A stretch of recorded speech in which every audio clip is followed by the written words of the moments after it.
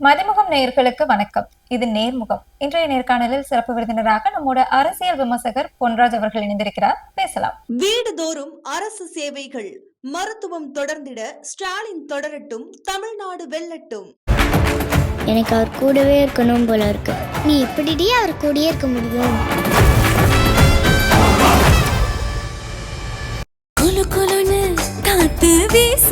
உங்கள் சத்யாவில் குளு குளு ஏசி ஆஃபர். டயா பூஸ்டர் சுகரை கண்ட்ரோல் பண்ணும், உங்க ஆரோக்கியத்தை மீட்டு தரும். சர்க்கரையை கட்டுப்படுத்துறதுக்கான எளிமையான வழிமுறை, இயற்கையான வழிமுறை. அனைத்து மருந்து கடைகளிலும் கிடைக்கும்.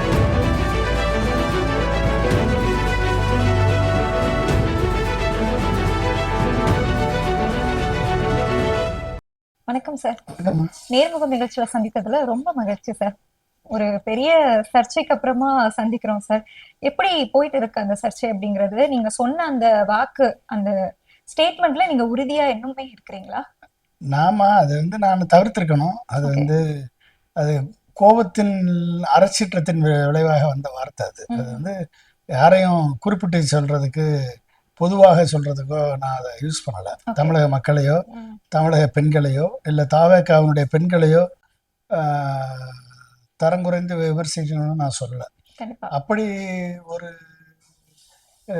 வார்த்தைகளை, அந்த மாதிரி ஒரு இழிவான ஒரு கலாச்சாரத்தை ப்ரமோட் பண்ணக்கூடிய சில பெண்களை தான் குறிப்பிட்டு சொல்லும் பொழுது, இப்படி ஒரு கூட்டம் இருக்கே அப்படின்னு சொல்ற ஒரு ஆதங்கத்துல சொல்லப்பட்ட சொல்லுது. அது அது அப்படி அந்த சொல் அதுக்கு வேற என்ன யூஸ் பண்றதுன்னு எனக்கு தெரியல. அதுக்கு ஈக்குவலண்டா வேற என்ன வேர்டு யூஸ் பண்றதுன்னு எனக்கு தெரியல, வந்துருச்சு டக்குன்னு.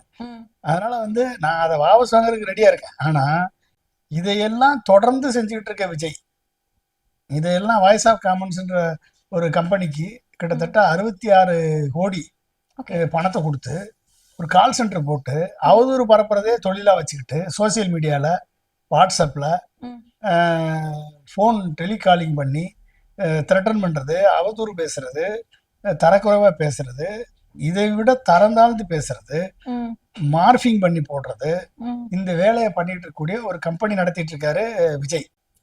அந்த வாய்ஸ் ஆஃப் காமன் அப்படிங்கிறது ஆதவ் அர்ஜுனாவோடது. ஆமா, ஆதவ் அர்ஜுனா தானே பணம் கொடுத்திருக்காரு. அவருடைய அபிடேவிட்ட பாருங்க. அந்த அபிடேவிட்ல எவ்வளவு இருக்கு? கிட்டத்தட்ட 10 கம்பெனி இருக்கு, ஆதவ் அர்ஜுனா ரிலேட்டட் கம்பெனி. அந்த 10 கம்பெனிக்கு 200 கோடி கொடுத்திருக்காரு மொத்தமா. ஆமா, 200 கோடிக்கு மேல கொடுத்திருக்காரு. அப்ப அந்த 200 கோடியை கொடுத்து நீ என்ன பண்ற? ஒரு கால் சென்டரை நடத்தி அதன் மூலமா உங்களுடைய அரசியல் ரீதியா மாறுபட்ட கருத்துக்களை சொல்லக்கூடியவர்கள் மேல அவதூறு, தராதரமற்ற ஒரு வார்த்தைகளை, வெர்ச்சுவல் வாரியர்ஸ் என்ற வேற வச்சு உன் மனைவியை தராதரம் இல்லாம குறை சொன்னாங்க. உன் மேல அவருடைய போதை பழக்க வழக்கங்களை எதிர்த்து போராடிய ராஜேஸ்வரி பிரியாவை தராதரம் இல்லாம குறை சொல்லி அந்த அம்மா போலீஸ் ஸ்டேஷன் போய் அந்த பொண்ணு கம்ப்ளைண்ட் பண்ண வேண்டிய நிலை ஏற்பட்டது. ஜூலி, இந்த ஜல்லிக்கட்டு ஜூலி, ஃபேமஸான ஜூலி, அது போட்டதுக்கு அதை கம்ப்ளைண்ட் பண்ணீங்க. நாச்சியார்னு ஒரு பொண்ணை கம்ப்ளைண்ட் பண்ணீங்க, அவதூறு பேசுனீங்க. அடுத்து சீமான, சாட்டைத்துறை முருகனை, குடும்பத்தை, அவங்க ஃபேமிலியை அவதூறு பேசுனீங்க. இப்படி எல்லாரும் அவதூறு பேசுறதுக்கு ஒரு தனி கம்பெனியே நடந்துட்டு இருக்குமா? அப்ப அந்த கம்பெனியை அவதூறு பேசுறது கம்பெனி நடத்தினா இந்திய ஜனநாயகம் இடம் கொடுக்குமா? குற்றவியல் நடைமுறை சட்டம் அதுக்கு வழிவகுக்குமா? நான் என்ன சொல்றேன், ஒட்டுமொத்தமா இந்த கூட்டத்துக்கு தலைவனா இருக்கவர் விஜய், இந்த அவதூறு கம்பெனிக்கு தலைவராக இருக்க விஜய், இந்த அவதூறு கம்பெனி நடத்துறவர் ஆதவ் அர்ஜுனா. இதுக்கு voice of commons strategy consulting, voice of commons entertainment limited, voice of commons foundation, இப்படின்னு ஏகப்பட்ட பேரை வச்சுக்கிட்டு இதுக்கு பணம் கொடுத்து இந்த வேலையை பண்றாரு விஜய். அப்ப யார் தண்டிக்கப்படணும்? விஜய் தண்டிக்கப்படணும், ஆதவ் அர்ஜுனா அரெஸ்ட் பண்ணப்படணும். வாய்ஸ் ஆஃப் காமன்ஸ்ல வேலை பார்த்து இந்த ஹேட் கேம்பெயினை, அவதூறு கேம்பெயினை பண்ணக்கூடியவர்கள் தண்டிக்கப்படணும். அப்ப இது எனக்கு எத்தனை நாளுக்கு ஆளு வந்துகிட்டே இருக்கு, ஆள் இன்னும் வந்துட்டே இருக்கு. அப்ப நான் எவ்வளவுதான் பிரிண்ட் அவுட் எடுத்து கொடுத்துக்கிட்டே இருக்குது சைபர் கிரைமுக்கு. அப்ப கொடுத்துட்டு தான் இருக்கேன். ஆனா இன்னமும் கால் பண்றான், நைட்டு கால் பண்றான், 2 மணிக்கு, 3 மணிக்கு, 4 மணிக்கு கால் பண்றான். நீ என்ன பண்ண போற? என்னை கால் பண்ணி நீ நான் தான் தெளிவா உனக்கு பதில் கொடுத்துட்டேன். ஓகே, ஆதாய சூதாடி நீ மன்னிப்பு கேளு, நீயா நானான்றதுக்கு, ஆதாய சூதாடி நீயா நானான்றதுக்கு நான் கேள்வியில கொடுத்துருக்கேன். நீ மன்னிப்பு கேட்டா நானும் மன்னிப்பு கேட்கிறேன்னு சொல்லி. விஜயா அதை ஒரிஜினாவா? விஜய் ஓகே. ஆதாய சூதாடி அவர் தானே. ஆதாய ஒரிஜினா அமாவாசை, ஓகே. விஜய் வந்து ஆதாய சூதாடி. இப்போ ஆதாய சூதாடி விஜய் வந்து பதில் சொல்லணும், அமாவாசை அதுக்கு எக்ஸிக்யூட் பண்றாரு அவர். ரெண்டு பேரும் அதுக்கு பதில் சொல்லுங்க, நானும் மன்னிப்பு கேட்கறேன். நீங்க மன்னிப்பு கேளுங்க, நானும் மன்னிப்பு கேட்கறேன். நீங்க பெண்கள்கிட்ட மன்னிப்பு கேளுங்க, நான் ஒரு 10 கேள்வி கேட்டிருக்கேன், உங்களுக்கு எல்லாம் தெரியும். அந்த கேள்விகளுக்கெல்லாம் நீங்க மன்னிப்பு கேட்கறீங்களா, நானும் மன்னிப்பு கேட்க தயாரா இருக்கேன். இல்ல கோர்ட்டுக்கு வாங்க, கோர்ட்ல வச்சு நம்ம பேசி முடிச்சுக்குவோம். கோர்ட்ல உங்களுக்கு இந்த கேள்வியை கேட்கறேன், பதில் சொல்லுங்க நீங்க கோர்ட்ல வந்து. ஓகே. இப்போ தேர்தல் விதிமுறைகள் நடைமுறைக்கு வந்துட்டாலே விஜய் வந்து மூளை முடுக்கெல்லாம் போக போறதா அதை ஒரிஜினா சொன்னாங்க. ஆனா அப்படி போகல, டிஎஸ்பி அலுவலகத்துக்கு இந்த கம்ப்ளைண்ட்காக தான் போனாரு. அது போகும்போது உங்களோட மனநிலை எப்படி இருந்தது? எதுக்குமே வெளிவராம இதுக்கு வெளிவந்திருக்கிறாரு அப்படின்றது. அப்ப எனக்கு மனநிலை என்னன்னா, எனக்கு ஒரு மனசுக்குள்ள ஒரு சிரிப்பு தான் வந்துச்சு. ஓகே. என்ன சிரிப்புன்னா, இந்த பெண்கள்லாம் வந்து அவதூறு பிரச்சனையை தாங்க முடியாம, ராஜேஸ்வரி பிரியா, ஜூலி, அப்புறம் நாச்சியார், இப்படிப்பட்ட பெண்கள் வந்து அவங்கள வந்து தரக்குறைவா விமர்சனம் பண்ணி, அவங்கள வீன்னு சொல்லி தேன்னு சொல்லி விபச்சாரம் எல்லாம் சொல்லி இப்படியெல்லாம் வந்து அவங்கள வந்து தரக்குறைவா விமர்சனம் பண்ணி அவர்கள் வந்து டிஜிபி ஆஃபீஸில் போய் கம்ப்ளைண்ட் கொடுக்க, கமிஷனர் ஆஃப் போலீஸ் ஆஃபீஸில் போய் கம்ப்ளைண்ட் கொடுத்து பேட்டியெல்லாம் கொடுத்துருக்காங்க, உங்களுக்கு எல்லாம் தெரியும். அதே மாதிரி சாட்டை துரைமுருகனை, சீமான மற்றும் எத்தனையோ சோசியல் மீடியால அவங்கள எதுக்குறவங்க அத்தனை பேரையுமே வந்து கம்ப்ளைண்ட் கொடுத்து எல்லாரும் போலீஸ் ஸ்டேஷன் போனாங்க, எல்லாரும் கமிஷனர் ஆஃப் போலீஸ் போனாங்க. ஓகே. ஆனா ஒரே ஒரு வார்த்தையில எனக்கு என் மேல கம்ப்ளைண்ட் கொடுக்க இவர் கமிஷன் ஆபீஸ்க்கு வந்தாரு. பாத்தீங்களா, விஜயவே பணியோரை தாண்டி வர வச்சது நீங்க தான் சார். அந்த பெருமை உங்களுக்கு தான் இருக்கு, அதைங்க சொல்லணும். அது காரணம் வந்து ஒண்ணு வந்து நான் சொல்லக்கூடிய விமர்சனங்கள் உண்மை, அவங்கள சுடுது. அதுக்கு நான் என்ன பண்ண முடியும்? நான் சொல்லக்கூடிய விமர்சனங்களை நீ பாசிட்டிவா எடுத்துட்டு உன்னை கரெக்ட் பண்ணிட்டேன்னா நீ அரசியல்ல வெற்றி பெற்றிருப்ப. நான் சொல்லக்கூடிய விமர்சனங்களை நெகட்டிவா எடுத்துக்கிட்டு என்னைய வந்து ஒரு எதிரியா நினைச்சா அரசியல்ல நீ தோல்வியை சந்திக்க போற, அவ்வளவுதான் வித்தியாசம். அப்ப நீ வந்து என்னைய ஒரு எதிரியாவோ, நான் நம்ம திமுகவுடைய கைக்கூலின்னு நினைச்சு கைக்கூலின்னு சொல்லிக்கிட்டு உறுப்பினர் அட்டை இருக்குதா சார்? திமுக கைக்கூலி அப்படின்னு சொல்றாங்க. என்கிட்ட எம்ஜிஆர் கொடுத்த உறுப்பினர் அட்டை இருக்கு, அதிமுக உறுப்பினர் அட்டை என்கிட்ட இருக்கு. எங்க எப்ப 1980s நானு காலேஜ் படிக்கும் போது எம்ஜிஆர் கையெழுத்து போட்டு கொடுத்த உறுப்பினர் அட்டை, பாவு சண்முகம் கையெழுத்து போட்ட உறுப்பினர் அட்டை நான் வாங்கியிருக்கேன். அப்ப அதுக்கப்புறம் நான் எந்த கட்சியும் கிடையாது. எம்ஜிஆர் காலத்துக்கு பிறகு நான் வந்து அதிமுகவும் கிடையாது, திமுகவும் கிடையாது, எந்த கட்சியிலையும் கிடையாது.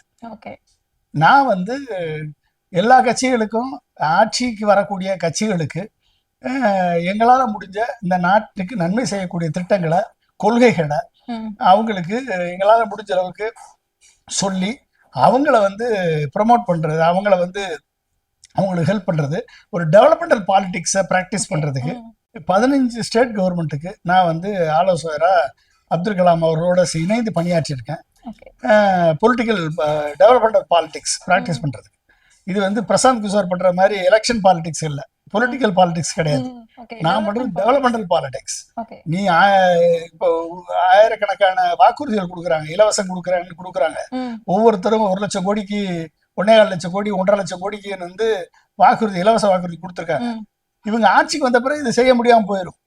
அப்ப செய்வதற்கு என்ன செஞ்சா இதை செய்யும்? வரி இல்லாத வருமானத்தை எப்படி பெருக்குவது, எப்படி வந்து ஒவ்வொரு துறையிலையும் எக்கனாமிக்ஸை வந்து பொருளாதாரத்தை வந்து முன்னேற்றுவது, அக்ரிகல்ச்சர்ல, இண்டஸ்ட்ரியில, மேனுஃபேக்சரிங் செக்டார்ல, சர்வீஸ் செக்டார்ல எப்படி வந்து உயர்த்துவது, எப்படி நான் டாக்ஸபிள் ரெவென்யூ கொண்டு வருவது, என்னென்ன ஸ்கீம் ரிஃபார்ம் கொண்டு வந்தா நீங்க வந்து ஒரு ஸ்டேட் வந்து ஒரு மாநிலம் வந்து வளர்ந்த நாடுகளுக்கு இணையான நாடாக மாற முடியும்னு 15 ஸ்டேட் கவர்மெண்ட்டுக்கு நான் ஐடியா கொடுத்துருக்கேன்.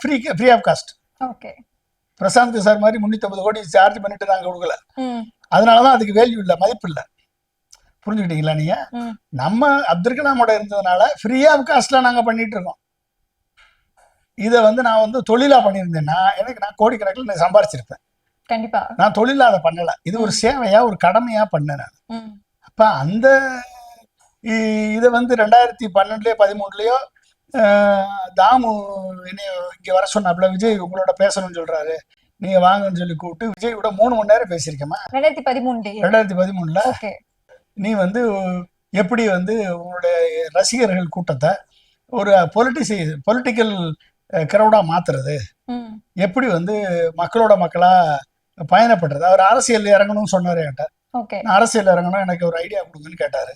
அப்போ அரசியல் இறங்கணும், நான் முதலமைச்சர் ஆகணும் அப்படின்னா நீ மக்களோட மக்களா பயணிங்க, அண்ணா சொன்ன கருத்தை மைண்ட்ல வச்சுக்கோங்க. ம். அண்ணா தான் நம்மளுக்கு எல்லாமே, பேரறிஞர் அண்ணா, ஓகே. அவர் சொன்ன கருத்தை மைண்ட்ல வச்சுக்கோங்க. ம். வச்சுக்கிட்டு மக்களோட மக்களா பயணிங்க, மக்களோட வாழுங்க, மக்களோட பழகுங்க, மக்களோட துன்பங்களை அறிஞ்சுக்கங்க, மக்களுக்கு சேவை பண்ணுங்க. இதெல்லாம் பத்தி 3 மணி நேரம் எக்ஸ்பிளைன் பண்ணியிருக்கேன் அரசியலை பத்தி. ஆனாலும் அவருக்கு எதுவுமே புரியல போலயே. அதுக்கு நான் என்ன பண்ண முடியும்? சொல்றதுதான் நம்ம சொல்ல முடியும். புரிஞ்சிருந்திருந்தா இந்நேரம் வந்து அவர் ரிஃபார்ம் ஆயிருப்பாரு, நல்ல ஒரு அரசியலை ப்ராக்டிஸ் பண்ணியிருப்பாரு, ஒரு மாற்றம் வந்திருக்கும். அது புரியல. அதோட அதுக்கப்புறம் அன்னைக்கு எங்களுக்கு எல்லாம் மதிய சாப்பாடு போட்டது சங்கீதா அம்மா தான். ஓகே. அவங்க தான் சாப்பாடு போட்டாங்க. நான் நல்லா சாப்பிட்டுட்டு வந்தேன். ம். அப்ப அதோட சரி. அதுக்கப்புறம் நான் வந்து நாட் மீட்டிங். இப்ப நிலைமையே மாறி போச்சு. இப்ப நிலைமையே மாறி போச்சு. நீ அரசியல் இறங்கு. ம். அரசியல்ல ஒரு எதிர்பார்ப்பு இருந்துச்சு. இறங்கும் போது நான் வரவேற்றேன், ம். அவருடைய அரசியலை வரவேற்றேன், எதிர்பார்த்தேன் நல்லபடியா வரும். பட் ஆனா அரசியல்ல வந்த பிறகு பேச்சில், துணியில், செயலில் ஆணவம், அகங்காரம், ஒரு என்னமோ தான் ஒரு கடவுள் ஃபிகர் மாதிரி, ஒரு கல்ட்டு ஃபிகர் மாதிரி அப்படி பண்ணிட்டு அவருடைய பேச்சுல வந்து நீங்க ஏதாவது ஒரு சப்மிசிவா இருக்கா? ம். எனக்காவது வந்து ஒரு அடுத்தவங்க பண்ண கான்ட்ரிபியூஷனை மதிச்சிருக்காரா? ம். எதுவும் பண்ணல. கண்டிப்பா. அப்ப என்ன ஆகும்? அப்ப இவங்கெல்லாம் நம்ம தமிழ்நாட்டை இந்த நிலைமை கொண்டாந்து வச்சிருக்காங்க. ஆனா இதுல இவ்வளவு கேப் இருக்கு.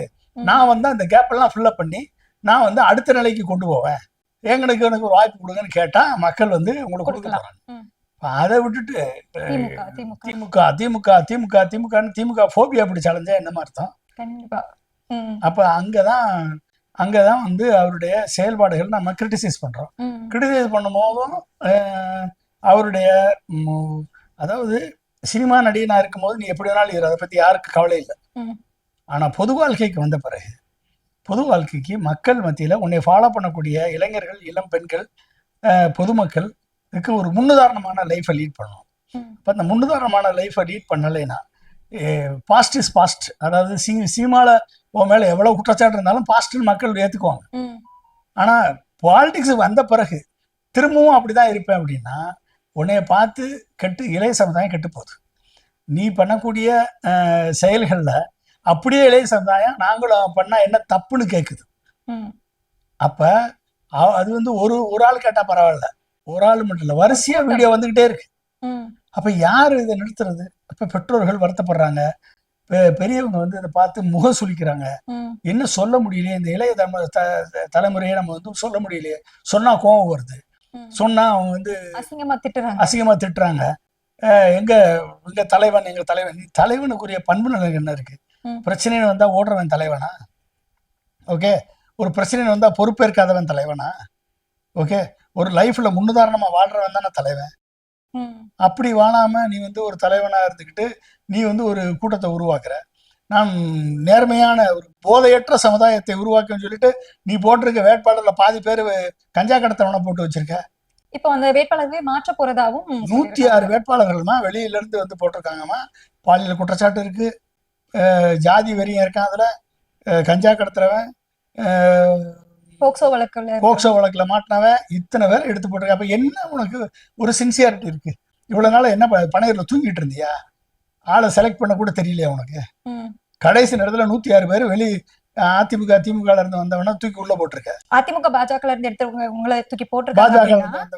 கூட்டணி இல்ல அப்படின்னு சொல்றதுல என்ன ஒரு நிலைப்பாடு இருக்கும்? எது கூட்டணி பாஜக கூட இல்ல அப்படின்னு சொல்றாங்க, ஆனா இருக்கிறவங்க ஃபுல்லா பாஜக காரங்களாவே இருக்காங்க. ஆமா, பாஜக தான் வந்திருக்காங்க. பாஜக கூட்டணி கிடையாது, ஆனா இருக்கவெல்லாம் பாஜக. ஆமா, ஏடிஎம்கே கூட்டணி கிடையாது, ஆனா இருக்கவெல்லாம் ஏடிஎம்கே இருந்து விரட்டப்பட்டவன். ஊழலை ஒழிக்கிறேன்னு சொல்றது, ஆனா இருக்கவெல்லாம் ஊழல் பண்ணவன். போதை மருந்து கலாச்சார ஒழிப்புன்னு சொல்றது, போதை மருந்து கடத்தினவன் தான் நீ வேட்பாளரை போட்டிருக்க. பெண்களுக்கு எதிரான குற்றங்களுக்கு நான் அண்ணனா இருந்து பாதுகாப்பேன்னு சொல்றேன், ஆனா போக்சோ வழக்குல காதியானவன் எல்லாருமே வந்து வேட்பாளரை போட்டிருக்க. அப்ப என்ன நீ வந்து ஒரு வேட்பாளர் செலக்ஷன்லயே நீ வந்து ஃபெயிலியர் ஆயிட்ட அப்படின்னா உன்னை எப்படி மக்கள் தேர்ந்தெடுப்பாங்க?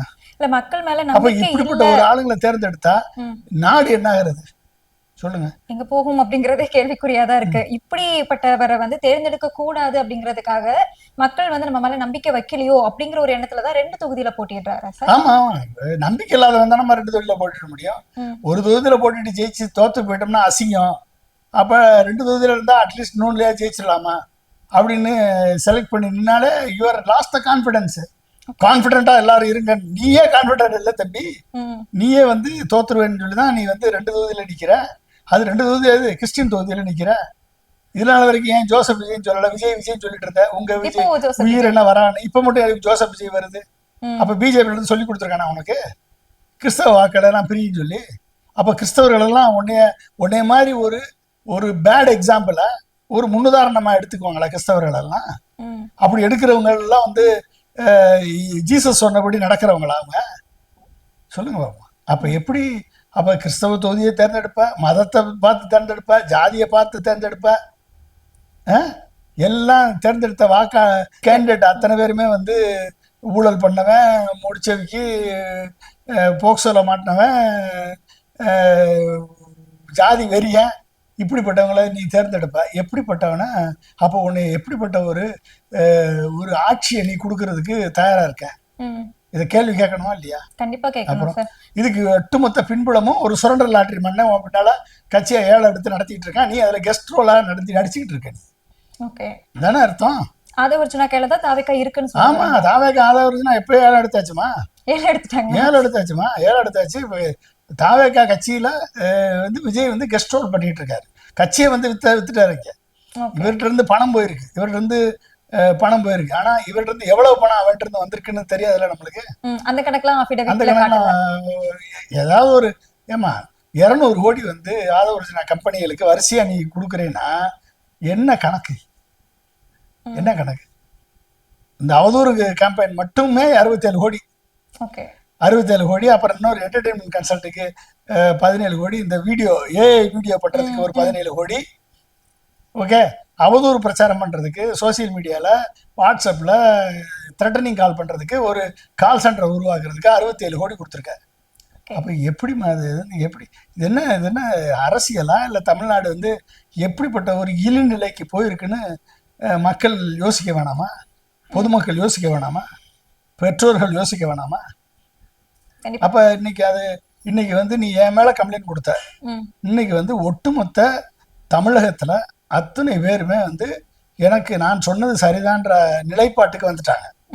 பூனைக்கு மணி கட்டியாச்சு, பொன்ராஜ் மணி கட்டியிருக்காரு அப்படின்னு. எனக்கு ஏற்பட்ட மன உளைச்சல், என் குடும்பத்துக்கு ஏற்பட்ட மன உளைச்சல், எனக்கு ஏற்பட்ட தனிப்பட்ட த்ரெட்டனிங் கால்ஸ் இத்தனையும் தாங்கிக்கிட்டு இந்த சமுதாயத்துக்காக எனக்காக குரல் கொடுத்த அத்தனை பேருக்கும், ஊடகவியலாளர்கள் வந்து நீ எடுத்துட்டீங்கன்னா வரிசையா அத்தனை ஊடகவியலாளர்கள் எக்ஸப்ட் 1 or 2 எல்லாருமே வந்து எனக்காக குரல் கொடுத்துருக்காங்க. நான் வந்து சொன்ன வார்த்தை தவறாக இருந்தா கூட அதனுடைய நோக்கம் சரியான நோக்கம் என்பதை வந்து அனைத்து ஊடகவியலாளர்களும் வந்து ஏற்றுக்கொண்டு எனக்கு ஆதரவு அளிச்சாங்க. அத்தனை பேருக்கு எனக்கு நன்றி. எனக்கு தனித்தனியா என்னால பேச முடியல, ஆனா அத்தனை பேருக்கும் நான் நன்றி சொல்றேன். அப்ப இது வந்து இன்னைக்கு ஒரு மக்கள் மத்தியில ஒரு விழிப்புணர்ச்சியை ஏற்படுத்தியிருக்கு.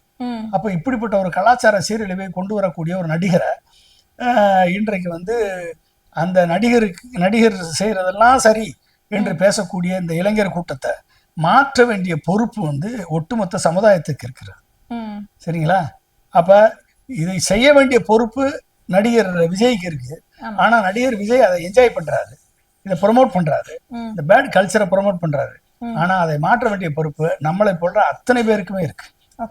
எனவே அவர்கள் வந்து என்ன செய்கிறோம் என்று தெரியாமல் செய்து கொண்டிருக்கிறார்கள். இவர்களை இப்போ மன்னித்தருளும்னு ஜீசஸ் சொன்ன மாதிரி நம்ம சொல்ல வேண்டியதான்.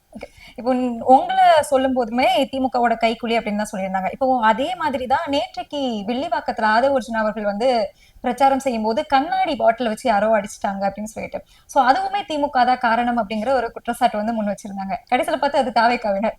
சோ எல்லாத்துக்குமே இப்படி சொல்லிட்டே இருக்கிறாங்க. சார், இது குறித்து உங்களோட பார்வை? எனக்கு இதுல வந்து ஒரு மிகப்பெரிய ஒரு சதித்திட்டம் அரங்கேறி கொண்டிருக்கிறது. எனக்கு ஒரு மிகப்பெரிய ஒரு அச்ச உணர்வு ஏற்பட்டிருக்கிறது. எப்படின்னா 41 பேர் மரணத்திற்கு விஜய் எந்த வகையிலும் காரணம் அல்ல. ஆதவர்ஜுனாவோ புஷி ஆனந்தோ அவங்க யாருமே காரணம் இல்லை. ஒட்டுமொத்த காரணமும் செந்தில் பாலாஜியும் திமுக மேலே பழிய போட்டிருக்காங்க. இப்போ நேற்று நடந்த சம்பவத்தில் வில்லிவாக்கத்தில் ஒரு சோடா பாட்டில் வீசியிருக்கான். இதுக்கு காரணம் திமுக அரசு. உடனடியாக அவனை கைது பண்ணல அப்படின்னா நான் வந்து போராட்டம் பண்ணுவேன், இங்கேயே இருப்பேன், இங்கேயே இருந்து போராட்டம் பண்ணுவேன் அப்படின்லாம் வந்து வீரவசனம் பேசினாரு ஆதவ அர்ஜுனா. போலீஸ் உடனே அவனை அரெஸ்ட் பண்ணிட்டாங்க. நாங்கள் வீடியோ எடுத்துட்டோம்னு சொல்லி வீடியோ காமிக்கிறாப்புல. வீடியோ எப்படி எடுத்த? அப்போ ஏற்கனவே செட் பண்ணி வச்சிருந்து எடுத்தியா? அது மாடி மேலேருந்து எடுத்திருக்கான் வீடியோ. அப்போ மாடி மேலேருந்து எடுத்திருக்கான் அப்படின்னா வந்து ஏற்கனவே நீ சொன்னால் அரெஸ்ட் பண்ணி வந்தால் அவன் தாவக்காரனாக இருக்கான். 2 பேருமே தாவக்கால உறுப்பினராக இருக்கான் பொழுது. அப்போ தாவக்காரனை வச்சுக்கிட்டே நீ வந்து மாடியில் இருந்து ஒரு செட்டப் நாடகத்தை நடத்தி சோடா பாட்டில் வீசி ஒரு பழியை தூக்கி அதில் ஏதாவது யாருக்காவது பெண்களுக்கு கண்ணில் பட்டு காயம் பட்டுச்சுன்னா என்ன ஆகும்? மண்டையில் பட்டுச்சு, மண்டை உடைச்சிருந்தா என்ன ஆகும்? அப்போ நீ உன் கட்சி கூட்டத்துக்கு உனக்கு ஓட்டு போடுறதுக்காக நீ பேசுறது கேட்கறதுக்காக வந்திருந்த உட்கார்ந்த பெண்கள் மேலே உன் ஆளுகள் செட்டப் பண்ண ஆளுகளே வந்து சோடா பாட்டில் வீச வச்சிருக்க அப்படின்னா எப்படிப்பட்ட மனநிலை கொண்டவன் அப்படின்னு நீங்க பாருங்க. அந்த சிம்பதி அரசியல் சிம்பதி அரசியலை கிரியேட் பண்றது அப்படின்னா இந்த அமாவாசை ஆதவ அர்ஜுனான்றது கரெக்டா இருக்கா இல்லையா? சத்யராஜ் அப்ப நீங்க வந்து அரெஸ்ட் பண்ணது தாவக்காரங்களை அரெஸ்ட் பண்ணிருக்காங்க. அப்ப என்ன அர்த்தம்? அப்ப இவங்க வந்து கோபப்படம் பார்த்தீங்களா? கோபப்படத்துல வந்து ஒரு புதுசா ஒரு இளைஞர்கள் கட்சி ஆரம்பிப்பான். மக்களது சிம்பதி எப்படி எடுக்கிறது அப்படின்னா நம்ம கூட்டத்துக்கு வர்றவங்க மேல குண்டு வச்சு அதுல அவங்கள கொண்டுட்டு பழிய தூக்கி ஆளுங்கட்சியை மேல போட்டோம்னா நம்மளுக்கு மக்கள் ஓட்டு போட்டுருவாங்கன்னு சொல்லி ஒரு சீன் வரும், ஒரு சீன் சித்தரிப்பான். இப்படிப்பட்ட ஒரு சூழல் இவர்கள் விஜயும் ஆதவ அர்ஜுனாவும் சேர்ந்து இவர்களை பார்க்க வரக்கூடிய இளைஞர்களையும் இளம் பெண்களையும் பொதுமக்களையும் இப்படிப்பட்ட ஒரு குண்டுவெடிப்புக்கு உள்ளாக்கி விடுவார்களோ என்ற பயம் எனக்கு இருக்கு. இதை வந்து தேர்தல் கமிஷன் கவனத்தில் கொள்ளணும், தமிழக காவல்துறை கவனத்தில் கொள்ளணும், நீதிமன்றம் கவனத்தில் கொள்ளணும், தமிழக முதலமைச்சர் இதில் கவனத்தில் கொள்ளணும். ஒட்டுமொத்த பழியும் திமுக மேல போடுவதற்கு மிகப்பெரிய ஒரு வாய்ப்பு இருக்கிறது. நான் இதை தாண்டி என்ன சொல்றேன்னா, விஜய் கூட்டத்துக்கு போகக்கூடிய பொதுமக்கள், இளைஞர்கள், இளம் பெண்கள், ஆர்வ மிகுதியில போகக்கூடிய குழந்தைகள், இவங்கெல்லாம் கொஞ்சம் ஜாக்கிரதையா இருங்க. எந்த நேரத்துல எது நடக்கும்னு தெரியாது, இவன் என்ன பண்ணுவான்னு தெரியாது, எந்த ஊர்ல இந்த குண்டை வைக்க போறாங்கன்னு தெரியாது நம்மளுக்கு. அதனால கொஞ்சம் ஜாக்கிரதையா போங்க, ஜாக்கிரதையா இருங்க. இல்லைன்னா அவாய்ட் பண்ணிட்டு டிவியில பாருங்க. நீங்க வந்து இப்படி போய் மாட்டி உயிரை விட்டுறாதீங்க அப்படின்ற ஒரு வேண்டுகோளை நான் ஒரு எச்சரிக்கை உணர்வோட சொல்றேன். ஆனா இது நடக்கிறதுக்கு வாய்ப்பு இருக்கு. ஏன்னா ஒரு அந்த அமாவாசை கேரக்டரை அப்படிதான் நினைக்கும். ஏன்னா நம்ம ஏற்கனவே பார்த்துருக்கோம், புல்வாமா தாக்குதல்ல 40 இராணுவ வீரர்களது உயிர் பறிக்கப்பட்டு அதுக்கு காரணமாக சரியான நடவடிக்கை எடுக்காம எச்சரிக்கை உணர்வை புறந்தள்ளி அந்த சிஆர்பிஎஃப் வீரர்களை வந்து ரோடு வழியா போக வச்சு தீவிரவாதிகள் தாக்குதலுக்கு ஏற்பாடு செய்து கொடுத்தார் பிரதமர், உள்துறை அமைச்சர் என்று குற்றம் சாட்டி சொன்னாரு சத்யபால் மாலிக் என்ற கவர்னர். நம்ம சொல்லல, அவர் தான் சொன்னார் குற்றச்சாட்டு. அப்படிப்பட்ட கவர்னரை ஒதுக்கி வச்சு கடைசியில் அவர் இறந்து போயிட்டாருன்னு வச்சுக்கோங்க. இதை வந்து இந்த புல்வாமா தாக்குதல்ல இவங்க பண்ணிட்டாங்கன்னு சொல்லி அதை வந்து தேர்தலுக்கு பயன்படுத்தி வெற்றி பெற்றது பிஜேபி. இப்ப 41 மரணத்தை அனுதாபமா மாற்றி விஜய்க்கு அனுதாபம் மாற்றி வச்சிருக்காங்க. இனிமேல் அடுத்த ஒரு குண்டு வெடிப்புக்கு மக்கள் வந்து பலியாகி விடக் கூடாது என்ற நல்லெண்ணத்தின் அடிப்படையில நான் வந்து இதை எச்சரிக்கையா சொல்றேன். சம்பந்தப்பட்டவர்கள், இந்த மாதிரி விஜய் கூட்டத்துக்கு போகிறவர்கள் கொஞ்சம் புரிஞ்சு கொண்டு கொஞ்சம் உங்களை நீங்க உங்க பெற்றோர்கள் குழந்தைகளை பாதுகாத்துக்கிறது நல்லதுன்றது எனது கருத்து. இல்லைன்னா நீங்க இப்ப தானா போய் சாகணும்னா நான் ஒன்றும் பண்ண முடியாது. உங்களுக்கு 20 லட்சம் 30 லட்சம் கிடைக்கும், நாங்க செத்தாலும் பரவாயில்லன்னு போறவங்க போங்க, நல்லா ஜாலியா போங்க, நம்ம ஒன்றும் சொல்ல முடியாது. இப்ப இப்படி ஒரு கூட்டம் கூடுது அப்படின்னா அதுக்கு வந்து காவல்துறை வந்து பாதுகாப்பு கொடுக்கணும் இல்லையா? இந்த பாதுகாப்பு வந்து எங்களுக்கு மட்டும் ஒருதலை பட்சமா கொடுக்க மாட்டாங்க அப்படிங்கிற ஒரு குற்றச்சாட்டுமே வைக்கிறாங்களே சார், காவல்துறை அப்படிதான் நடக்குதா? எவ்வளவு பேருக்குன்னா பாதுகாப்பு கொடுக்கறது? ஒரு கண்ட்ரோல்டு கிரௌடுன்னா பாதுகாப்பு கொடுக்கலாமா? எத்தனை ஒரு அன்கண்ட்ரோல்டு கிரௌடை எப்படி பாதுகாப்பீங்க? அதை போய் நீங்க ஒழுங்குபடுத்தணும்னு போனீங்கன்னா போலீஸ் அராஜகம் ஒழிகன்னு சொல்லி இவங்க தான் கத்துவாங்க. சரிங்களா? நீங்க வந்து பனையூர்ல இருந்து பெரம்பூர் வரும்போதும் கரெக்ட் டயத்துக்கு வந்துட முடியுது, கார்லாம் எந்த பிரச்சனையும் எல்லாம் வந்துருச்சுல. பெரம்பூர்ல இருந்து குளத்தூர் போறதுக்கு உன் கூட இதுக்கு 1000 பேர் வரான் பைக்கில். ம். ஏன் அலோவ் பண்றத?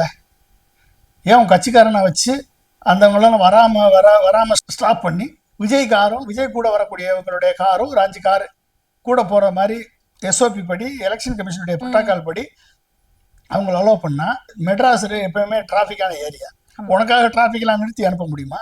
அவங்களாலதான் டிராபிக்கே ஆகுது. உங்களால தான் டிராஃபிக் ஆகுது. அப்ப நீ 1000 பேரை கூட்டிட்டு பைக்லயே வந்து, அதுவும் வந்து நீங்க வந்து ட்ரோன் ஷாட் எடுத்து போட்டிருக்கான் வீடியோ, நீங்க எல்லாம் பார்த்தா தெரியும். ம். ட்ரோன் ஷாட்ல முன்னால இருக்கக்கூடிய கார்லாம் ஃப்ரீயா இருக்கு, இடம் ஃப்ரீயா இருக்கு, அதனுடைய பாத்து ஃப்ரீயா இருக்கு, ரோடு ஃப்ரீயா இருக்கு. அதுல வேகமா போகலாம், ஆனா எல்லாம் ஸ்லோவா போறான். ஏன்னா விஜய் கார் வந்து அந்த பைக்கு ஓட்டிட்டு வரவனோட ஸ்லோவா அப்படியே ஊர்ந்து வருது. அப்ப நீ வந்து ஒரு செயற்கையான ஒரு கிரௌடை கூட்டுற, செயற்கையான டிராஃபிக் ஜாமை ஏற்படுத்துற, செயற்கையான டிலே நீயே தான் உருவாக்குற. உருவாக்கிட்டு எங்களால நகரக்கூட முடியல, அவ்வளவு மக்கள் வெள்ளமா வருதுன்னு சொல்ற ஒரு பிம்பத்தை கட்டமைக்கிற ஊடகங்கள் மூலமா, ஆதவர்ஜனோட வாய்ஸ் ஆஃப் காமெண்ட்ஸ் மூலமா ஒரு பிம்பத்தை கட்டமைக்கிறீங்க. இந்த பிம்பத்தை கட்டமைச்சு பழியை தூக்கி எலெக்ஷன் கமிஷன் மேலையும் போலீஸ் மேலையும் போட்டு பழியை தூக்கி மு.க. ஸ்டாலின் மேல போடுறீங்க. அவரை முன்னாள் முதல்வர் வேற சொல்றீங்க. அப்ப இப்படிலாம் பண்ணா எப்படிமா வந்து போலீஸ் பாதுகாப்பு கொடுக்க முடியும்? அப்ப என்ன பண்ணணும்? போலீஸ் எந்த இடத்துல வர்றியோ அதுக்கு மேல பேரிகேடு போட்டு ஒரு பேரிகேடு பாத்வே கிரியேட் பண்ணணும். இதுக்குள்ள விஜய் கார் மட்டும்தான் போகணும், அனுமதிக்கப்பட்ட 4 வெஹிக்கிள் தான் போகணும். அதோட பேரிகேடை க்ளோஸ் பண்ணி அந்த ரோடையே க்ளோஸ் பண்ணணும். ரோடையே க்ளோஸ் பண்ணி இவங்களை மட்டும் அனுப்பி அடுத்த ஸ்டேஜுக்கு போறதுக்கு ஏற்பாடு பண்ணணும். அப்ப ஒவ்வொரு கூட்டத்திலையும் இவர் எங்கெல்லாம் போறாரோ அங்கெல்லாம் ஏற்பாடு பண்ணணும். கூட வரவனா அப்படியே அரெஸ்ட் பண்ணி தூக்கி உள்ள வைக்கணும். இதெல்லாம் பண்ணாதான் இவர் பிரச்சாரத்துக்கு போக முடியும். அப்ப எத்தனை போலீஸ் கொண்டு போடுறது? அப்ப மற்ற கட்சி பிரச்சாரத்துக்கு போலீஸ் வேணாமா? சட்டம் ஒழுங்கு பாக்குறதுக்கு போலீஸ் வேணாமா? டிராபிக் பாக்குறதுக்கு போலீஸ் வேணாமா? எல்லாத்தையும் இவருக்கு அனுப்பிடுவோமா? இவர் என்ன ஒபாமாவா அவரு, இல்ல ட்ரம்பா? எல்லாத்தையும் நிறுத்திட்டு இவருக்கு பாதுகாப்பு கொடுக்கறதுக்கு? நீ ஒரு ஆஃப்டர் ஆல் ஒரு நடிகன், ஒரு கட்சி ஆரம்பிச்சிருக்க, நீ வந்து இனிமேல் தான் ப்ரூவ் பண்ணணும் எத்தனை % ஓட்டுன்னு. மக்களை சீரழிக்கக்கூடிய நீ எல்லாரு மேலேயும் கம்ப்ளைண்ட் பண்ணிட்டு நீ வந்து பண்ணிட்டு இருக்க, உனக்கு எப்படி போலீஸ் பாதுகாப்பு கொடுக்கல சொல்லுவ நீ? அதனாலதான் இப்ப கேஸ போட்டிருக்கான் போலீஸ். 5 பிரிவுகள்ல வழக்கு பதிவு செஞ்சாங்க. ஆமா, இப்ப நீ எத்தனை வழக்கு பதிவுக்கு நீ கோர்ட்டுக்கு ஏறி இறங்க போறியோ யாருக்கு தெரியும்? அப்ப பழிய தூக்கி எனக்கு போலீஸ் விட மாட்டாங்க அப்படின்னு சொல்லி பழிய தூக்கி ஸ்டாலின் மேல போட்டு நீ வீட்டுல இருந்து படுக்கிறதுக்கு, நீ வந்து அரசியல் பண்றதுக்கு உனக்கு இஷ்டம் இல்லை, மக்களை சந்திக்கிறதுக்கு இஷ்டம் இல்லை, வெயில்ல வர்றதுக்கு இஷ்டம் இல்லை, நீ வந்து பழிய தூக்கி இவங்க மேல போட்டுட்டு நீ வந்து வீட்டுல உட்காந்து அரசியல் பண்ண நீ நினைக்கிற. வாட்ஸ்அப்ல மெசேஜ் பண்ணி கல்யாண பத்திரிகை அனுப்புவாங்கல்ல மெசேஜ், நம்மளும் வந்து பொங்கல் வாழ்த்து கல்யாண பத்திரிகை வாட்ஸ்அப்ல அனுப்பிடுவோம், நியூ இயர் கிரீட்டிங்ஸ் வாட்ஸ்அப்ல அனுப்பிடுவோம், நேரடியாக பார்க்க மாட்டோம். அதே மாதிரி வாட்ஸ்அப்ல எல்லாம் பண்ணிட்டு சோசியல் மீடியால பண்ணிட்டு ஓட்டு மட்டும் வேற எங்க போயிடுவாங்க மக்கள். அவ்வளவுதான் முடிவு. இல்ல இப்போ இவங்களோட ஆட்சி அமையல அப்படின்னா, என்டிஏவோட ஆட்சியும் அமையல அப்படின்னா, 2 பேரும் சேர்ந்து நாங்க கூட்டணி வச்சு ஆட்சி அமைப்போம் அப்படின்னு இன்னைக்கு ராமதாஸ் அவர்கள் வந்து மத்திய அமைச்சர் பேசியிருக்காங்க. எப்படி பாக்குறீங்க சார்? என்ன கணக்கு இது? அது நான் ஏற்கனவே தொடர்ந்து ஒரு 6 மாதமா சொல்லிட்டு தான் இருக்கேன். இவங்களுடைய அமித்ஷாவுடைய கணக்கு என்னன்னா, விஜய் வந்து எப்படியாவது ஒரு 20 இடத்துல ஜெயிக்க வைக்கணும் விஜய. அதுக்குதான் வந்து நீ கிறிஸ்தவ ஓட்டுகளை பிரி, கிறிஸ்தவ தொகுதியில நில்லு அப்படின்னு 2 இடத்துல நிக்க சொல்லி அசைன்மெண்ட் கொடுத்துருக்காரு அமித்ஷா விஜய்க்கு. அது மாதிரி பெரம்பூர்லயும் திருச்சி ஈஸ்ட்லயும் நிக்கிறாரு. மற்றதெல்லாம் வந்து அவருக்கு தகுந்த வேட்பாளர்களை போட்டு ஒரு 20 பேரை ஜெயிக்க வைக்கிறது. ஜெயிக்க வச்சாச்சுன்னா 20 ஆச்சா? ஏடிஎம்கே ஒரு 80, பிஜேபி ஒரு 20. அப்ப 80, பிஜேபி 20, 100, இவர் ஒரு 20, 120 இருந்தா போதும்ல. இந்த 120 வச்சுக்கிட்டு ஒரு கூட்டணி மந்திரி சபை அமைச்சு என்டிஏ ஆட்சியை உருவாக்கி அதுல வந்து பொம்மை பிஜேபி முதலமைச்சரா எடப்பாடியோ இல்ல வந்து விஜயோ இல்ல வந்து வேற யாரையோ உட்கார வைக்கிறதுக்கான பிளான் இது நடக்குது. இது வந்து திமுக கூட்டணியினுடைய வாக்கு வித்தியாசத்தை 100 கீழே கொண்டாந்துட்டு அவங்க அறுதி பெரும்பான்மை பெற விடாம செய்ய வச்சு எல்லாமே எது மூலமா பண்ண முடியும்? இவிஎம் மூலமா மட்டும் தான் பண்ண முடியும். இவிஎம் மூலமா பண்ணா கிட்டத்தட்ட எல்லா தொகுதியிலையும் ஒரு 3%, 4%, 5% வாக்குகளை இவங்களுக்கு அதிகமா கொடுத்து இந்த 3 கூட்டணியும் வெல்ற மாதிரி ஒரு கூட்டணி மந்திரி சபை உருவாக்கிட்டோம்னா இது நடக்கும் அப்படின்ற ஒரு எண்ணத்துல அவங்க செயல்படுறாங்கன்னு நான் 1 வருஷமா சொல்லிட்டு இருக்கேன். இவிஎம், எஸ்ஐஆர், எலெக்ஷன் கமிஷன், இந்த மூணையும் அமித்ஷா கையில வச்சிருக்காரு. அவர் என்ன முடிவு எடுக்கிறாரோ அந்த முடிவு தான் வரப்போகுது, ஓகே, அதான் நடக்க போகுது. ஆனா இதையும் தாண்டி திரு மு.க. ஸ்டாலின் அவர்கள் ஒரு 50% ஒரு பெர்செப்ஷனை கிரியேட் பண்ணியிருக்காரு. 50% மேல கூட்டணியுடைய பலம் இருக்கிறது என்பதை பெர்செப்ஷனை கிரியேட் பண்ணியிருக்காரு. அதை தாண்டி இப்படிப்பட்ட ரிசல்ட் வந்துச்சுன்னா இதை தமிழக மக்கள் ஏற்க மாட்டார்கள். ஓகே. இல்ல எப்பவுமே நம்ம வந்து ஒரு தோல்வி வந்துடுச்சு அப்படின்னா பொதுவா எடுத்து வைக்கக்கூடிய காரணம் வந்து இவிஎம் மிஷின் மூலமா கோளாறு பண்ணிட்டாங்க, ஏமாற்றிட்டாங்க அப்படின்னு சொல்லிட்டு தான். சோ தோல்வி வந்தாலே இதையே எடுத்து வைக்கிறோமே. தோல்வி வந்தா கிடையாதுமா, இது வந்து இவிஎம்ல ஹேச்சிங் பண்ண முடியும்ன்றதை நான் டெமான்ஸ்ட்ரேட் பண்ணி காமிச்சிருக்கேன். டெமான்ஸ்ட்ரேட் பண்ணி காமிச்சிருக்கேன். இவிஎம்ல எப்படி ஹேச்சிங் பண்ண முடியும், சிம்பிள் லோடிங்ல என்ன மாதிரி திகிடுதத்தை பண்ண முடியும், எந்த சிம்பிளுக்கு ஒரு பேட்டர்னை மட்டும் சொருகிட்டு உள்ள வந்து ஹேச் பண்ணப்பட்ட சாஃப்ட்வேர் உள்ள லோட் பண்ணிட்டோம்னா எல்லா இவிஎம்லையும் நீ சிம்பிள் லோடிங் டைம்ல வெறும் சிம்பிளா லோட் பண்ணா இவிஎம் வந்து ஒழுங்கா ஒர்க் பண்ணும், யார் யாருக்கு என்ன ஓட்டு விழுஞ்சோ அதே ஓட்டு கிடைக்கும். ஆனா சிம்பிள் லோடிங் டைம்ல நீங்க இந்த சின்னத்துக்கு 8% கூட வரணும் அப்படின்னு சொல்லி ஒரு 7% கூட வரணும்னு சொல்லிட்டீங்கன்னா விழுகிற ஓட்டுல 7% கூட வரும், 8% கூட வரும். எந்த சிம்பிளுக்கு போடுறீங்களோ அந்த சிம்பிளுக்கு. அதனாலதான் நம்ம சொல்றோம் 100% விவிபேட்டை யூஸ் பண்றீங்க, விவிபேட் ஸ்லிப்பை எண்ணி அனௌன்ஸ் பண்ணுங்க, விவிபேட் ஸ்லிப்பை எண்ணுங்க, இவிஎம்ஐ எண்ணுங்க. ரெண்டு மேட்ச் ஆயிடுச்சுன்னா நாங்க ஏத்துக்கிறோம். இதுல 5% தான் எண்ணுவோம் அப்படின்ற வேலையெல்லாம் ஆகாது. 100க்கு 100 அனைத்து இவிபேட் மெஷினையும் எண்ணி அனௌன்ஸ் பண்ணுங்க, இந்த ரிசல்ட் கரெக்ட்னு ஏத்துக்கிறோம். இதுல என்ன உங்களுக்கு பிரச்சனை? ஏன் இதை பண்ண மாட்டீங்க? எலெக்ஷன் கமிஷன் ஏன் இதை மறுக்கிறீங்க? டிலே ஆகும் ஏன் போய் சுப்ரீம் கோர்ட்ல போய் சொல்றீங்க? அப்ப அங்கதானே டிலே ஆகும், நீ போய் சொல்றதே தவறு. ஒரு பேப்பரை பாய்லட் பேப்பரை மடிச்சு 10 மடிச்சு அப்புறம் திருப்பி அதை ஓப்பன் பண்ணி வரிசையா அடுக்கி அதுக்கப்புறம் எடுத்து ஒவ்வொரு ஒவ்வொரு சின்னத்துக்கும் போட்டு அதுக்கப்புறம் அதை எண்ணி சொல்றது தான் லேட் ஆகும். இது ஒரு ஸ்லிப் எடுத்து ஒரே ஸ்லிப்ல ஒரே பிரிண்ட் தான் வருது, சின்னம் மட்டும் தான் வருது. அந்த சின்னத்தை எடுத்து அப்படியே டக்கு டக்குன்னு போட்டா அதை விட சீக்கிரம் எண்ணிடலாம். ஓகே, அப்ப இதை வந்து சுப்ரீம் கோர்ட் ஏமாத்துது, சுப்ரீம் கோர்ட் இதை கேள்வியே கேட்க மாட்டேது. எலெக்ஷன் கமிஷன் ஏமாத்துது, எலெக்ஷன் கமிஷன் சொல்றதை கேட்குறா, எலெக்ஷன் கமிஷன் அமித்ஷாவும் மோடி சொல்றதுபடி ஆடுது. அப்ப நீங்க எப்படி நீங்க வந்து உங்க இவிஎம்ல ஹேச்சிங் பண்ணல, இவிஎம் மேனிபுலேஷன் பண்ணல, நாங்க ஒத்துக்குறோம். நீங்க வேற ஒன்றும் இல்லப்பா, விவிபேட்டை ஸ்லிப்பை தனி பெட்டியில போடுங்க. விவிபேட் பிரிண்ட் பண்றீங்கல்ல, அந்த பிரிண்ட் பண்றத ஒவ்வொரு ஓட்டரும் ஒவ்வொரு வாக்காளரும் அதை எடுத்துட்டு போய் தனி பெட்டியில போடுங்க. அந்த பெட்டியில இருக்கிறத எண்ணுங்க, இவிஎம்ஐ எண்ணுங்க, ரெண்டையும் மேட்ச் பண்ணி கரெக்ட்னா நாங்க ஏத்துக்கிறோம். ஒன்னா வரலன்னா மாட்டிக்கிடுவாங்க, ஒன்னா வரலன்னா ஓட்டு ஸ்லிப்ல வர்றதுதான் ரிசல்ட். ஓகே, அப்ப அங்கதான் இவிஎம் ஹேட்ச் ஆகுது தெரிஞ்சு போகும். அப்ப தெரிஞ்சு போகுன்றதுனால இவிஎம் ஹேட்சிங்க இவன் பண்ணிட்டு இதை வந்து மறைக்கிறாங்க மத்திய அரசு. அப்ப வந்து அதனாலதான் இவங்க செல்ற முடிவு வர்றதுக்கு வாய்ப்பு இருக்குன்னு நான் சொல்றேன். ஓகே, வாக்குறுதிகள் வந்து எல்லா கட்சியுமே ஆல்மோஸ்ட் கொடுத்துட்டாங்க. சோ இந்த வாக்குறுதிகள்ல உங்களுக்கு பிடித்தமானது அப்படிங்கறத தாண்டி எது நம்பிக்கைகரமா இருக்குது சார்? எந்த கட்சி வருது? வாக்குறுதிகள் வந்து விஜய் வந்து முதல் வாக்குறுதி ஒண்ணு கொடுத்தாரு, 10 வாக்குறுதி பெண்களுக்கான வாக்குறுதி. அதே 1.5 லட்சம் கோடி, 1.5 லட்சம் கோடி. அதுக்கப்புறம் இப்போ ஒரு கேண்டிடேட் லிஸ்ட் பண்ணும்போது ஒரு வாக்குறுதி கொடுத்தாரு, அதை நான் கால்குலேட் பண்ணல இன்னும். அது பண்ணாதான் தெரியும் எத்தனை ஆயிரம் கோடி கூடுதுன்னு. 1.5 லட்சம் கோடின்னு வச்சுக்கோங்க.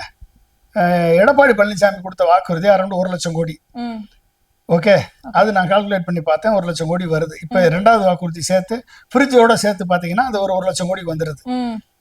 ஓகே, அப்ப வந்து ஸ்டாலின் அவர்கள் கொடுத்த வாக்குறுதி அரௌண்ட் ஒரு 70 லட்சம் கோடி வருது.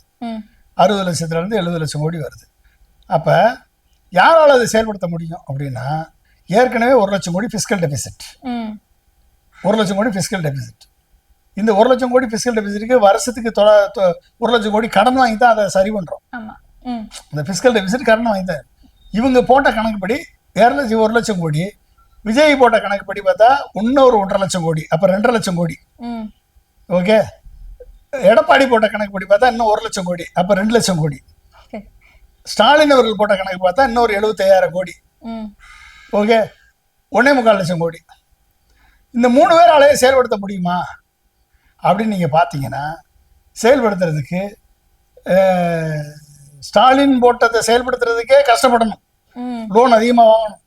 அது மட்டும் இல்லாம பொருளாதாரத்தை இன்னைக்கு 11.19% 15% 18% உயர்த்தணும். ஸ்டாலினால் அதை செய்ய முடியும்ன்ற நம்பிக்கை எனக்கு இருக்கு. ஏன் எப்படி இருக்கு அப்படின்னா, அவருடைய 5 வருஷம் கடந்த கால 5 வருஷம் பெர்ஃபார்மன்ஸ் ஒற்றை இலக்க பொருளாதார வளர்ச்சியை இரட்டை இலக்க பொருளாதார வளர்ச்சியை மாத்திருக்காரு. 11.19%. அவரால் வந்து 15% கொண்டு போறதுக்கு முடியும் அவரால். ஒன்று. ரெண்டாவது, அதிமுக அரசு ஜெயலலிதா இன்க்ளூடிங் எடப்பாடி 2 பேரும் சேர்ந்து 5.8 லட்சம் கோடி அந்நிய நாட்டு முதலீட்டை அட்ராக்ட் பண்ணி அதில் 67,000 கோடி தான் வந்ததே. 67,000 கோடி தான் வந்துச்சு. ஆனால் ஸ்டாலின் அவர்கள் 12.5 லட்சம் கோடி ஃபாரின் டைரக்ட் இன்வெஸ்ட்மெண்ட் கொண்டு வந்து அதில் 73% கன்வர்ஷன் ரேட்டில் சக்ஸஸ்ஃபுல்லாக பண்ணி தமிழகம் முழுக்க தொழிற்சாலை பரவுவதற்கு ஏற்பாடு பண்ணியிருக்காரு. இந்த இதில் வந்து நீங்கள் வந்து ஸ்டாலின் அவர்கள் கொடுத்த அறிக்கையில் வெறும் 8,000 ரூபா கூப்பன், 2,000 ரூபா மகளிர் உரிமை தொகை அப்படின்னு மட்டும் நீங்கள் பார்த்துட்டு போக முடியாது. 4 மண்டலங்களா பிரித்து 4 மண்டலங்களை தமிழகத்தை 4 மண்டலங்களை 20,000 கோடி முதலீட்ட சிறப்பு திட்டத்தை ஒதுக்கி 4 மண்டலங்களுமே வந்து இண்டஸ்ட்ரியல் கிளஸ்டரா உருவாக்குறேன் அப்படின்னு சொல்லி ஒரு மிகப்பெரிய திட்டத்தை சொல்லியிருக்காரு. இது ஒண்ணு. ரெண்டாவது, உலக உத்தமர் காந்தியடிகள் மாதிரி கிராம திட்டம்னு அப்துல் கலாம் கொடுத்த புறா திட்டத்தை, ஸ்மார்ட் வில்லேஜ் திட்டத்தை நான் தமிழ்நாடு முழுக்க 12,500 கிராமத்திலே செயல்படுத்துவேன் என்று சொல்லி விஷன் 2030 அதை இன்க்ளூட் பண்ணி தேர்தல் அறிக்கையிலையும் அதை இன்க்ளூட் பண்ணியிருக்காரு. 2. இந்த 2 திட்டங்களுமே வந்து கிட்டத்தட்ட பொருளாதாரத்தில் உத்தமர் காந்தியடிகள் மாதிரி கிராம திட்டம் தமிழ்நாடு முழுக்க செயல்படுத்தி 12,500 கிராமத்துல செயல்படுத்தப்பட்டால் 3 லட்சம் கோடி இன்புட் கொடுக்கும் பொருளாதாரத்துக்கு மட்டும்.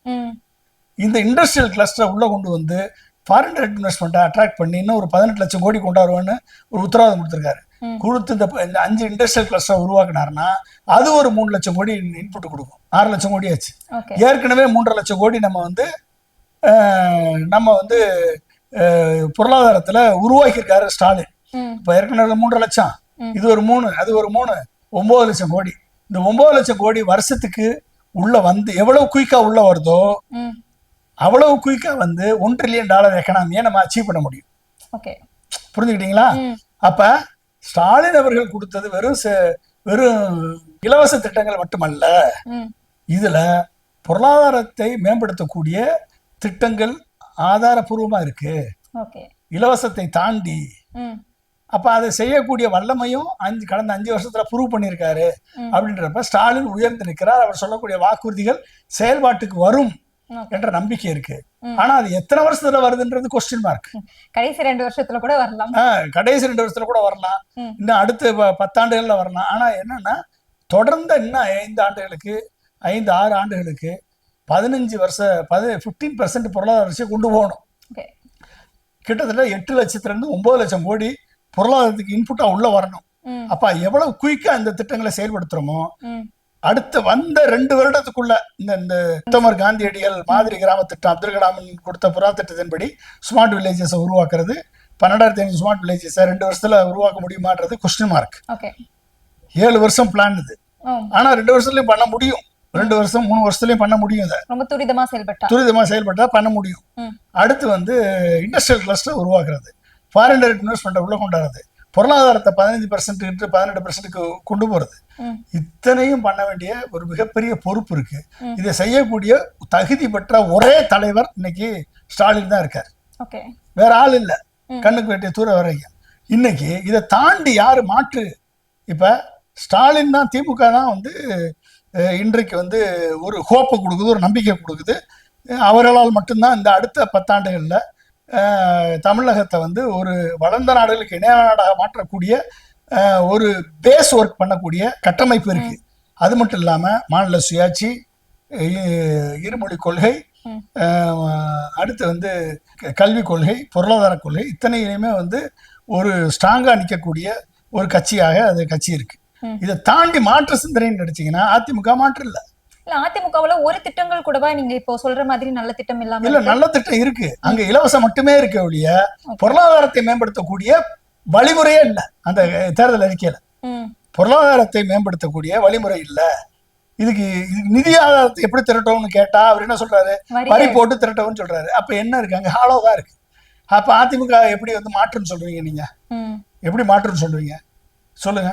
விஜய் வந்து எந்த விதமான பேஸ் இல்லை. நான் பாட்டில் அதை கொடுப்பேன், இதை கொடுப்பேன், சீர் கொடுப்பேன், மாமன் சீர் கொடுப்பேன், ஒரு பவுன் நகை கொடுப்பேன், கேஸ் கொடுப்பேன் அப்படின்னு சொல்லி இஷ்டத்துக்கு சொல்லி 1.5 லட்சம் கோடி கொடுத்துட்டாப்புல.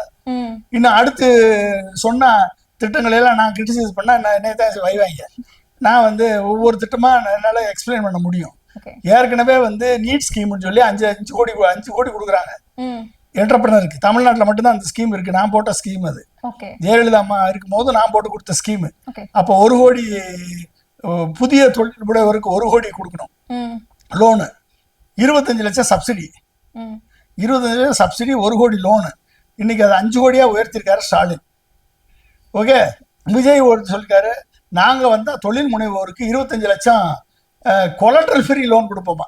அப்போ உனக்கு என்ன இருக்குன்னே தெரியலையப்பா. இது ஒண்ணு மட்டும் தான் சொல்லியிருக்கேன். 2வது அனௌன்ஸ் பண்ண ஸ்கீம்ல இப்ப கேண்டிடேட் அனௌன்ஸ் பண்ணும்போது ஒரு லிஸ்ட் படிச்சாருல, அந்த ஸ்கீம்ல ஒண்ணு மட்டும் தான் நான் கிரிட்டிசைஸ் பண்ணிருக்கேன். இன்னும் எத்தனையோ பண்ணா வரிசையா நான் சொல்ல முடியும். ஓகே, எதுவுமே பேஸ் இல்லை, எதுவுமே ஒரு அடிப்படை இல்லாம ஒரு அர்த்தம் இல்லாம விஜய் வந்து விஜய்க்கு கூட இருக்கவங்க ப்ரிப்பேர் பண்ணி கொடுக்குறாங்க. அது வந்து செயல்பாட்டுக்கு வராது.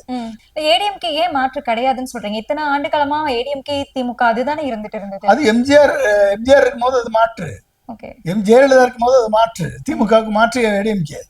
இன்னைக்கு இருக்குது எடப்பாடி. அங்க அண்ணா கிடையாது, பெரியார் கிடையாது, எம்ஜிஆர் கிடையாது, ஜெயலலிதா கிடையாது. இன்னைக்கு இருக்குது எடப்பாடி மட்டும்தான் இருக்காரு. எடப்பாடி யாருடைய அடிமையா இருக்காரு? பிஜேபியினுடைய அடிமையா வச்சுட்டாரு. ஆனாலும் இங்க வெளியே வந்து நாங்க வந்து எங்க ஏடிஎம்கே தான் அதிக சீட்ல கண்டெஸ்ட் பண்ணோம், பிஜேபி 27 சீட்ல நிறுத்தி ஆளுமையை குரூப் பண்ணிட்டு இவர் சொல்றாரு. ஆனா அதை ஏத்துக்கிட்டு மோடியும் அமித்ஷாவும் எப்படி சும்மா இருப்பாங்க? ஏன் சும்மா இருக்காங்க? காரணம் என்னன்னா, நான் பிஜேபியோட உனக்கு நான் சிறந்த அடிமையா இருப்பேன்னு சொல்லி அவங்ககிட்ட எழுதி கொடுத்துட்டு வந்திருக்காரு. அதனால வந்து அவங்க சும்மா இருக்காங்க. நீ எப்படி வந்தாலும் எங்களுக்கு அடிமைதான் நீ, அதனால நீயே எத்தனை கண்டெஸ்ட் பண்ணிக்கோ, உன்னை நான் ஜெயிக்க விட்டா தானே, உன்னை அறுதி பெருமை வர விட்டா தானே நீ வரப்போற, உன்னை அழிச்சாதான் பிஜேபி வளரும் அப்படின்ற நினைப்புல அவங்க வந்து கொஞ்சம் அமைதியா இருக்காங்க இல்லையே. மற்றபடி ஏடிஎம்கே வந்து மீனிங்லெஸ் ஆயிருச்சு. எம்ஜிஆருடைய கட்சி, ஜெயலலிதா கட்சி மீட்டெடுக்கப்பட வேண்டும் என்று சொன்னால் அதிமுகவில் இருக்கக்கூடிய நல்ல தலைவர்கள் எல்லாரும் ஒன்றா சேர்ந்து எடப்பாடிகிட்ட இருந்து கட்சியை மீட்டெடுத்தால் மட்டும்தான், எடப்பாடிட்டையும் அந்த ஊழல் பண்ண அமைச்சர்கள் இருந்து கட்சியை மீட்டெடுக்கப்பட்டதான் அதிமுக மீண்டும் உயிர் தரும். ஆனால் அது உயிர் தெழுவதற்கு எடப்பாடி மற்ற அமைச்சர்கள் எல்லாரும் பிஜேபிக்கு அடிமை சாசனம் எழுதி கொடுத்த அமைச்சர்கள்லாம் தோத்தா தான் அது நடக்கும். தோக்கலைன்னா அதுவும் நடக்காது. மிச்சம் இருக்க அமைச்சர்கள் இப்ப அதிமுகவிலே இல்ல, திமுகவிலே தாவிகவிலே. ஆமா ஆமா, அங்க போயிட்டாங்கல்ல, வேற எங்க அவர் தான் விடலையா அவரு. இப்ப நீங்க எடப்பாடி அவர்கள் வந்து பிஜேபியோட அடிமை அப்படின்னு சொல்றீங்க. இப்போ கூட்டணி வச்சிருக்கிறதுனால அந்த பேச்சுவார்த்தை வருது. அப்போ கலைஞர் கருணாநிதி அவர்கள் வந்து வாஜ்பாயோட அடிமை அப்படின்னு சொல்லலாமா? அது கருணாநிதி அப்படி அடிமையா இருந்திருந்தாருன்னா எது காமன் மினிமம் ப்ரோக்ராம வந்து ஏத்துக்கிட்டா தான் நான் உனக்கு ஆதரவு கொடுப்பேன்னு எப்படி சொன்னாரு கருணாநிதி? காமன் மினிமம் ப்ரோக்ராம 370 இம்ப்ளிமெண்ட் பண்ணக்கூடாது, ராமர் கோயில் கட்டக்கூடாது, இப்படி பல்வேறு காமன் மினிமம் ப்ரோக்ராம முன்னால வச்சு இதெல்லாம் ஏத்துக்கிட்டா தான் உனக்கு ஆதரவு கொடுப்பேன்னு சொல்லி தானே கருணாநிதி சேர்ந்தாரு. அப்ப எப்படி அடிமைன்னு சொல்ல முடியும்? இப்ப இவர் சொல்லட்டுமே, நீட்டு நான் வந்து எலெக்ஷனுக்கு முன்னால நீட்டை வந்து தமிழ்நாட்டுக்கு இனிமே நீட்டு கிடையாது, நீட்டுக்கு விலக்கு அளிக்கிறோம், விலக்கோட வேணாம், நீட்டு வந்து மாநிலங்கள் வந்து அவங்களுக்கு என்ன நீட்டு வேணுங்கிறவங்க வச்சுக்கோங்க, நீட்டு வேணாம் நாங்களே எக்ஸாம் அட்டெண்ட் பண்ணிக்கிறோம், இல்லை இன்டர்வியூ பண்ணிக்கிறோம், இல்லை மார்க் அடிப்படையில் போய்க்கிறோம் அப்படின்னு நீங்கள் சொல்கிறவங்க போய்க்கலான்னு சொல்லி மோடியை பேச வச்சுருவாரா எடப்பாடி? பேச வச்சுட்டாருன்னா அடிமை இல்லைன்னு சொல்லிடு. ஓகே, இவர் கொடுத்துருக்க 1 லட்சம் கோடி திட்டங்களை ஏற்கனவே ஃபிஸ்கல் டெபிசிட் 1 லட்சம் கோடி, இப்போ கொடுத்துருக்க 1 லட்சம் கோடி 2 லட்சம் கோடி. இந்த 2 லட்சம் கோடி திட்டங்களை செயல்படுத்தணும்னா எஃப்ஆர்பிஎம் ஆக்டில் தளர்வு கொடுக்கணும். எப்படி தளர்வு கொடுக்கணும்? லோன் வாங்குறதுக்கு ஜிஎஸ்டிபி பொருளாதாரத்தில் 3% அளவுக்கு தான் லோன் வாங்க முடியும். 3%க்கு மேலே போனால் மத்திய அரசுடைய அனுமதி வேணும். இப்போ மோடி நெக்ஸ்ட் டைம் வரும்போதும் எடப்பாடி அறிவித்த திட்டங்கள் 1 லட்சம் கோடி இருக்கு. இந்த 1 லட்சம் கோடி திட்டங்களை ஏற்கனவே 1 லட்சம் கோடி ஃபிஸ்கல் டெபிசிட் இருக்கு. இந்த 2 லட்சம் கோடி அனௌன்ஸ் பண்ணுறதுக்கு எஃப்ஆர்பிஎம் ஆக்டில் தமிழ்நாட்டுக்கு விலக்கு கொடுக்குறேன் எடப்பாடி கவர்மெண்ட் வந்தா, எடப்பாடி தான் முதலமைச்சர், எடப்பாடி தான் அதிமுக தான் முதல் பதவி வகிக்கும், என்டிஏ கூட்டணி ஆட்சி கிடையாது, அதிமுக ஆட்சி தான் நடக்கும், அதுக்கு வந்து நான் வந்து உறுதுணையாக இருப்பேன், எஃப்ஆர்பிஎம் ஆக்டில் வந்து நான் தளர்வு கொடுத்து இன்னும் 1% கூட லோன் வாங்கி இதை செயல்படுத்துறதுக்கு நான் உறுதுணையாக இருப்பேன்னு மோடி சொல்லுவாரா? சொல்லிட்டாருன்னா நான் அடிமை இல்லைன்னு சொல்லிடுறேன். இல்ல ஃபர்ஸ்ட் இவர் கேட்டாதான் அவர் சொல்லுவாரு. ஆமா அதுதான் நான் சொல்றேன். Okay. நீ கேட்டா நான் அடிமை இல்லைன்னு சொல்லிடுறேம்மா. என்னம்மா இருக்கு, நான் எதுக்கும் அடிமைன்னு சொல்ல போறேன் அவரை போய். பாவம் அவரு எடப்பாடி தான் ஆளுமை மிக்க தலைவர், அதிமுகலையே அதை ப்ரூவ் பண்ணிட்டாரு. அவரை நம்ம வந்து குறை சொல்றதுக்காக இல்லை, ஆனால் அவருடைய சுச்சுவேஷனுக்காக வேற வழி இல்லாம அவர்கிட்ட போய் உங்களை போய் சரண் அடைஞ்சிருக்காரு. நாளைக்கு ஏன்னா எடப்பாடி இங்கேயும் பேசுவார் அங்கேயும் பேசுவார். வட மாவட்டங்களில் போய் வன்னியர்கள் இருக்க பகுதியில் போய் 10.5% நான் மீண்டும் கொண்டாடுவேன்னு சொன்னாரு. அதே சிவகங்கையில போய் அது முடிஞ்சு போன விஷயம் சொல்லிட்டு போயிட்டாரு. அப்ப இவர் எப்படி நம்புவாங்க மக்கள்? நம்புறதுக்கு வாய்ப்பு இல்லை. அப்ப வந்து இதை செஞ்சுட்டா ஓகேன்னு சொல்லிடுவோம். டெப்ட் ஜிடிபி ரேஷியோ வந்து நான் இவ்வளவு தூரம் குறைப்பேன்னு சொல்லுங்க, நான் ஏத்துக்குவோம். சரி, செஸ் வரியை வந்து தமிழ்நாடு உள்ள இந்தியா முழுக்க நான் வந்து 10% இருந்த செஸ்ஸை 25% ஏத்திட்டாரு மோடி. எடப்பாடி நீங்க எடப்பாடி மட்டும் முதலமைச்சர் ஆக்கினீங்கன்னா நான் செஸ்ஸே போட மாட்டேன், 10% நான் செஸ் போடுவேன் அப்படின்னு மோடி வந்து உறுதி கொடுத்துட்டாருன்னா நான் வந்து எடப்பாடி வந்து ஆளுமை மிக்க தலைவர்னு நம்ம ஏத்துக்கலாம். இதெல்லாம் செய்ய முடியுமாமா? அப்புறம் நேஷனல் எஜுகேஷன் பாலிசியை நான் தமிழ்நாட்டில் திணிக்க மாட்டேன். சமக்கர சிக்ஷா அபியான் திட்டத்தை வந்து நீ ஏத்துக்கிட்டாதான் என்இபி ஏத்துக்கிட்டாதான் நான் சமக்கர சிக்ஷா அபியான் திட்டத்துக்கான நிதியை நான் வந்து கொடுப்பேன் அப்படின்னு சொல்லி நான் கண்டிஷன் போட மாட்டேன்னு மோடி சொல்லிட்டாருன்னா நான் எடப்பாடி ஆளுமிக்க தலைவர் அடிமை இல்லைன்னு நான் ஏத்துக்கிறேன். சரியா? ஓகே. ஸோ அது மாதிரி வந்து இருமொழி கொள்கை தான், நாங்க வந்து இந்திய திணிக்க மாட்டோம் அப்படின்னு சொல்லிட்டாருன்னா நான் ஏத்துக்கிறேன். NEP 2020 வந்து மாநில அரசு கல்வி நிறுவனங்களுக்கு பொருந்தாது, இது மத்திய அரசு கல்வி நிறுவனம் தான் NEP 2020 அப்படின்னு மோடி ஒத்துக்கிட்டாருன்னா நான் ஏத்துக்கிறேன்.